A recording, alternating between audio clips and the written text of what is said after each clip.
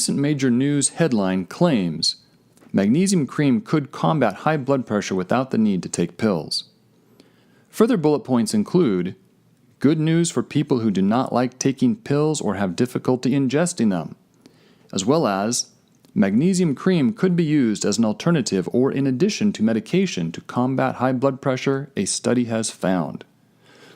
The story goes on to claim only 86% of the population currently meet recommended magnesium levels in their diet, which, by the way, is the vast majority, according to researchers from the University of Hertfordshire. They say that supplementation is proven to improve immune function and our heart health as well as lower risks for metabolic syndrome, the medical term for a combination of diabetes, high blood pressure, and obesity. So this gets us thinking that all I need to do is put on some magnesium cream, and I can treat my high blood pressure and all will be well. Well, it turns out what they call a significant rise in blood magnesium from using this cream is only statistically significant, meaning that mathematically it meets certain criteria. It does not mean it makes sense in real-world life. The story talks about how most people don't meet magnesium intake recommendations and that low magnesium is associated with multiple medical problems, including high blood pressure. Now, these factors are true, but some of the conclusions and the direction they take with this does not hold water. So if we turn back to the original research article, it turns out that we can learn a lot. The actual original article from which this news story is based, which the news story does not cite or give you any links to, was not actually about using magnesium as treatment for blood pressure. It was about, can you get magnesium into the body through the skin? And there are some pretty interesting details in this study. It's just a pilot study. They say it's the first study ever to see if you can get magnesium into the body through the skin in a measurable way, measuring the blood and the urine. It turns out they had to use a lot of cream. You would be so gooey you wouldn't be able to stand yourself with the amount of cream that they had to use. Interestingly enough, whenever you use a cream to try to get medication or something of nutritional value into the body, you end up absorbing a lot more of the cream base or ingredients into your bloodstream than you do of the active ingredients you're trying to get in. They also couldn't get the results to be significant until they excluded athletes. This is fascinating. Obviously, we should be exercising. Exercise is far and away proven to have huge health benefits and is one of the big problems in our society, the lack of it. So what are we going to conclude? If you're going to use the cream, you need to stop exercising? Why would it only work in non-exercisers? This is backwards to what we know for sure we should be doing. Scientific studies typically start with a background rationale for why they are doing the study. In this case, they state that magnesium supplementation has been shown to significantly improve blood pressure, and cite 3 references. So let's look at the references that prove this. Well, it turns out the first reference of the 3 that are cited supposedly proving supplementation has been shown to significantly improve blood pressure actually says that, quote, the conflicting results of studies evaluating the effects of magnesium supplements on blood pressure and other cardiovascular outcomes indicate that the action of magnesium in the vascular system is present but not yet established.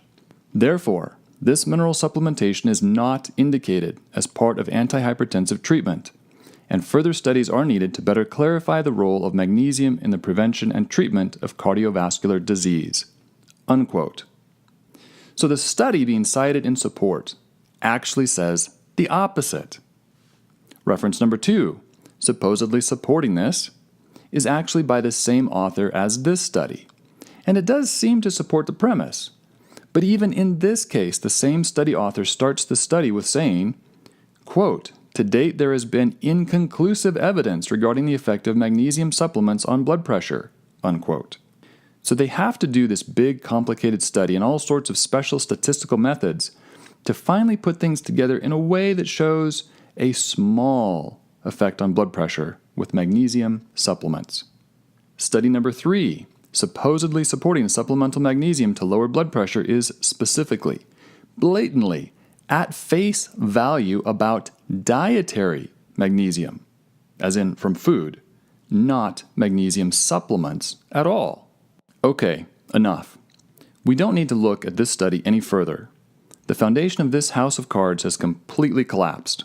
We don't need to waste any further time. It is very important to realize that high blood pressure is actually a symptom. Yes, in and of itself, it is not good for the body.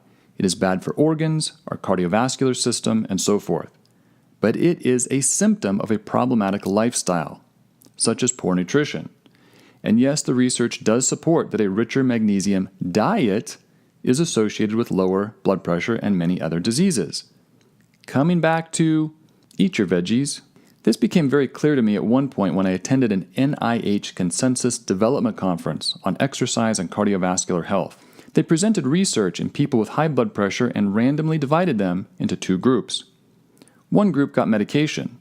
One group got put on an exercise program. Well, surprisingly enough, it was the medication group that lowered their blood pressure numbers more. However, who had fewer heart attacks and fewer deaths? The exercisers. Exercise is one of the fundamental causative factors or forces producing either health or disease, and blood pressure is just a symptom. What really matters is, well, what really matters. There is another important detail noted at the end of the study this news article is about. It turns out the second author on the study, quote, may receive royalties on a magnesium cream for which she has signed an agreement. They even tell us that the name of the cream is Natural Calm Cream. Now, I'm grateful to know about conflicts of interest. This is really important. And I'm all in favor of having the best experts possible involved in creating the best products for consumers. But, A, this is a royalty arrangement. That means that the more that gets sold, the more this researcher makes. Whenever you incentivize someone based on the quantity sold, you create very problematic dynamics, to say the least.